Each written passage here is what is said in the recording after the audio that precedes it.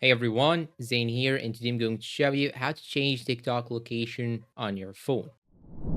Now, the first thing that you should do is to simply go and open your TikTok application on your phone. And once you open it, you should click on your profile picture on the bottom right side. Then click on these three horizontal lines on the top right corner. Then go to settings and privacy. Click on privacy. Then go to location services and make sure that this option is selected to never. After that, click on open device settings. Then go to app permissions and make sure that you have this location permission don't allow. Now go back into your TikTok and click on delete certain location data, then click on delete. And now you'll have to open your phone settings and search for region. Then here you should choose another region in order to change the location. After you choose the other region, you should now go and restart your phone. And once you restart your phone, this new region or new location will be automatically added to TikTok or any application that you use.